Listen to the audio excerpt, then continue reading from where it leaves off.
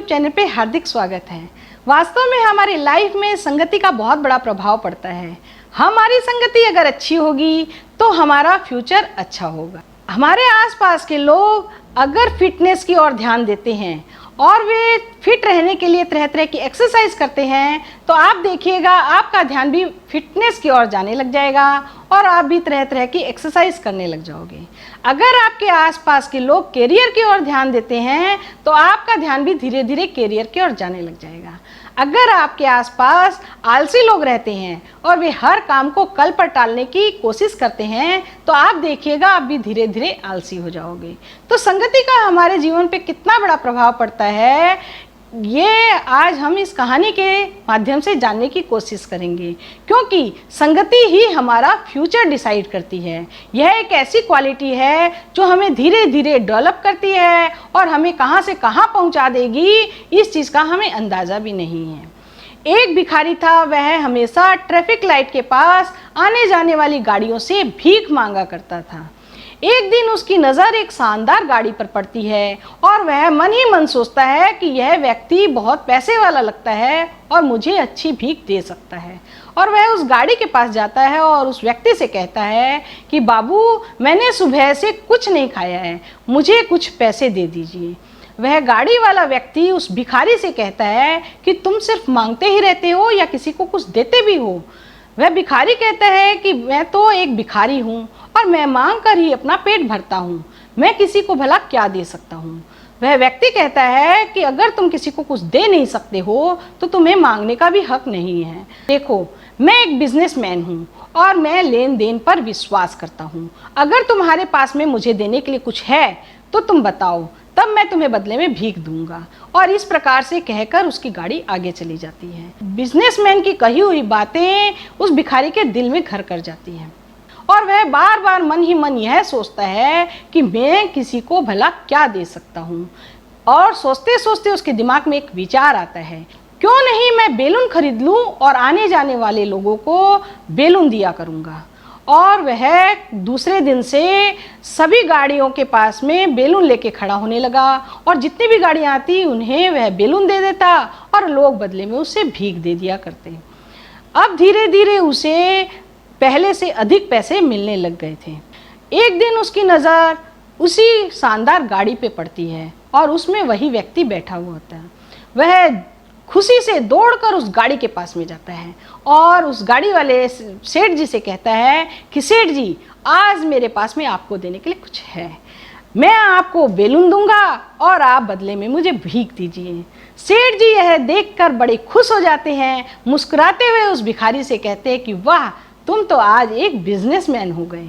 यह बात भिखारी के दिल में घर कर जाती है और वह इतना खुश होता है कि उसकी खुशी का कोई ठिकाना नहीं रहता है।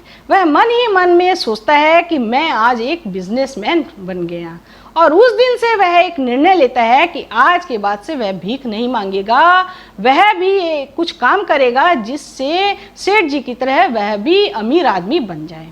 और उस दिन से वह अपना दिमाग काम में लगा लेता है। कई साल बीत जाते हैं और धीरे धीरे वह अपने बिजनेस को डेवलप कर लेता है। एक दिन किसी पार्टी में उसे बैलून डेकोरेशन का काम मिलता है और वह अच्छे कपड़े पहनकर उस पार्टी में जाता है। तभी वहाँ पर उसकी नज़र उस सेठ जी पे पड़ती है और वह भिखारी जाता है और उस सेठ जी को नमस्कार करता है और सेठ जी से कहता है कि आपने मुझे पहचाना। वह सेठ जी कहता है कि नहीं, मैंने तुम्हें नहीं पहचाना, क्या हम पहले कभी मिले हुए हैं। वह भिखारी कहता है कि हम एक बार नहीं, हम 3 बार मिल चुके।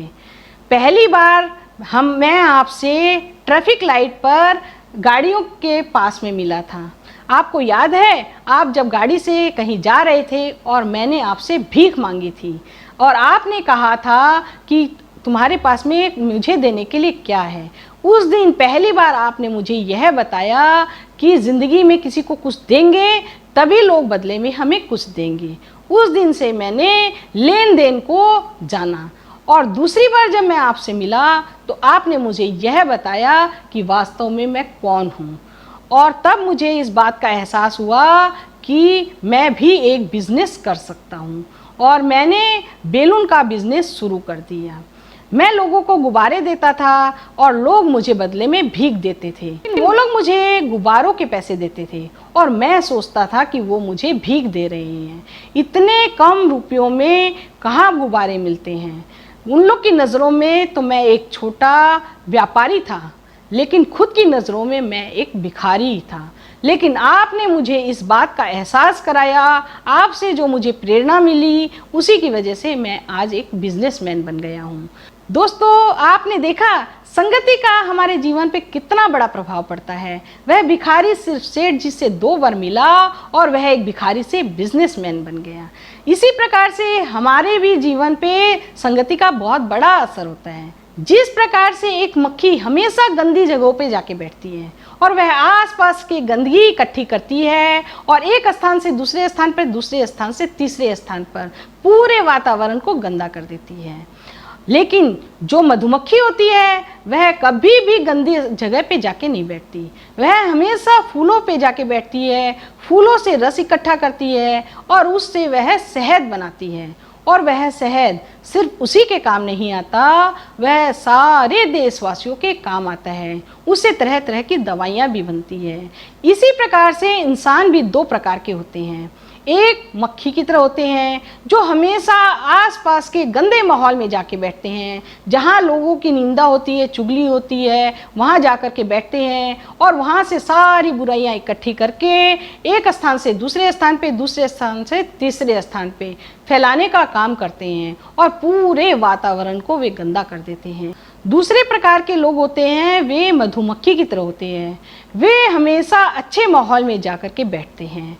जहाँ नेगेटिव बातें होती हैं वहाँ वे बैठते भी नहीं हैं और वहाँ की बातें अगर उनके कान में पड़ भी जाती है तो वे वहीं छोड़ देते हैं। हमेशा अच्छी बातें और पॉजिटिव बातों को वे संग्रह करते हैं और उससे वे तरह तरह की नोट्स बनाते हैं और अपने ज़िंदगी को डेवलप करते हैं। और उससे केवल उन्हीं का फ़ायदा नहीं होता, उससे पूरे समाज का फ़ायदा होता है।